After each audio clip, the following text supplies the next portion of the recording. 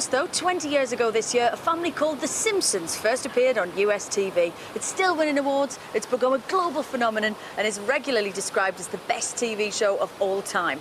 And who better to explain the secret of its success than the only man ever to be invited to script an episode as a guest writer, Ricky Gervais. I always take that wherever I go. Big sign in the background, and the Emmy. But this isn't about me, this is about The Simpsons. Thanks, Ricky. The Simpsons is officially a broadcasting institution. Who would have predicted these early, scratchy episodes would go on to conquer the world? Everyone go to sleep. Good night. And with a summer movie about to be released, The Simpsons show no sign of stopping. Between July and August, a line will be drawn and then colored in yellow. What's a good pig?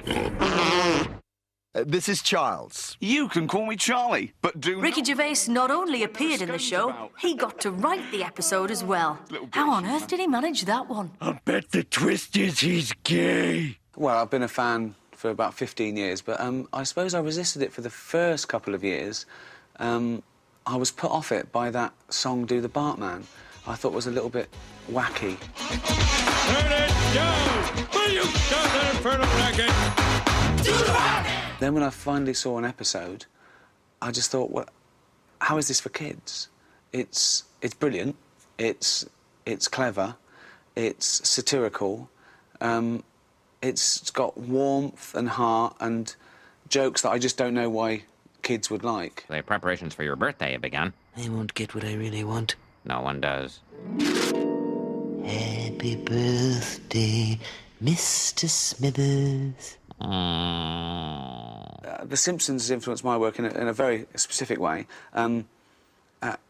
With the cutaways, they'll go to someone saying something stupid, and it'll come to the guy looking at them, and then it'll come back, and it'll go one more time back, shot, reverse shot.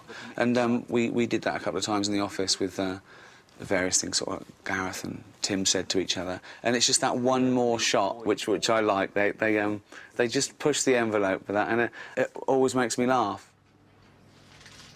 Everyone's influenced by everything. It's just you've got to walk that line between homage and just ripping something off. I ripped off The Simpsons, Spinal Tap, Larry Sanders. Sue me. No! No! No! Not him on! No! Stupid! Possibly my favourite character of all time is Homer Simpson. I think he's a work of art. I think his influence is just incredible. Hello, operator. Give me the number for 911. No! No! No! That got it. There's one bit where him and Marge split up, and he says to Lisa, you know, you've got to help me, trick your mother into loving me again. If you want to get Mom back, you just have to remember what you give her that nobody else can. I'll pay you $40 if you think of it for me. No. Okay. And after, like, a couple of days in the treehouse, he looks like Robinson Crusoe. Marge, look at me. We've been separated for a day, and I'm as dirty as a Frenchman. In another few hours, I'll be dead. And he suddenly goes, Marge, I've got it. Wait, that's it? I know now what I can offer you that no one else can. Complete and utter dependence. That's so sweet. He just goes, look, you've got to take me back because I need you. And there's little human stories, little Hollywood moments in this 22-minute cartoon that just elevates it. And here's a picture of me in outer space. You went into outer space. You. Sure. You've never been? Would you like to see my Grammy Award? No! There's one bit where Frank Grimes, this guy who works there, can't believe Homer's so stupid, and yet his friends love him, and he's got a lovely family and a lovely house. And what's clever about that is because he's a new character coming in, we're watching it and we're laughing at Grimes, right? He's right, but we know why Homer's got all those things because of all the nice things he does as well. What do you have to show for your lifetime of sloth and ignorance? What? Everything! A dream house, 2 cars, a beautiful wife, a son who owns a factory, fancy clothes, and lobsters for dinner. And do you deserve any of it? No! What are you saying? Deep down, his worst crime is he wasn't born bright, but he's got his heart in the right place. Sometimes the only way you can feel good about yourself is by making someone else look bad. And I'm tired of making other people feel good about themselves. As an atheist, I love the way they have a go at the Bible, or all religion. There's one fantastic one where Lisa is babysitting Rod and Todd, you know, brought up very religious, and they play a Bible game, but a moth flies out, and it really, really scares them. Don't worry, a moth is no more harmful than a ladybug. A ladybug! But she gets rid of the moth and she puts them to bed. And when they're praying, one of them says, "Thank you, God, for sending Lisa to save us from the moth you sent." And I just think that's a great deconstruction of what God is involved in and what he isn't. You ever sat down and read this thing? Technically, we're not allowed to go to the bathroom. And I just think their bravery is great. There's nothing sacred to the Simpsons except good comedy. Would you like to hear a joke? As long as it's not a knock-knock joke. I always ruin them by saying, "Come in." No. This joke is actually quite funny. When I first got into comedy, someone said, "What's your ambition?" And I said, "I want to get one joke on The Simpsons." And so when we were called for an audience with Matt Groening and Al Jean and the 22 writers, and then at the end of the conversation he said, "So, do you want to be a character in The Simpsons?" Then he said, "Look, do you want to write one? Have you got any ideas?"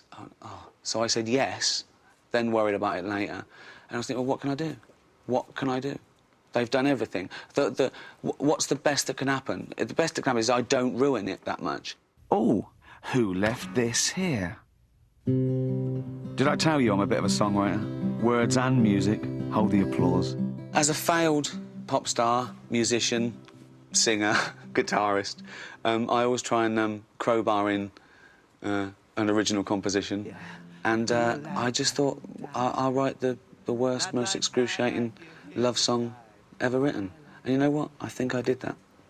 And not like die like her name is Di, but die like when she died.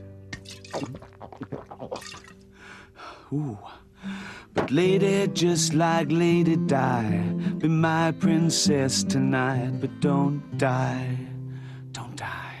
Do you know what? It felt like I'd won a competition. It felt like it wasn't part of the career. It felt like I had a few weeks to live, and they said, "You can write an episode of The Simpsons if you want. He won't get to see it. He's very ill." Actually, most of my career feels like that. Like I've won a competition. Maybe it's a dream. Oh, no. I'm still in Reading. Marge, I love you. And I can tell from your basic level of... I'll do that again. It took a long time on the day. Marge, I love you. And I can tell from your basic level of courtesy that you love me too. What? No! It shouldn't be this good for this long, so they shouldn't push their luck. But I wouldn't be surprised if they could do another 400. But I don't think they should. I think they should make it finite and have a holiday. Just spend their money, because they are rich. Big time. I mean, silly money. Obscene. I mean, I don't think they deserve it. How would you like it if 20 years from now people were laughing at things you did? Not likely. It's amazing. It's incredible.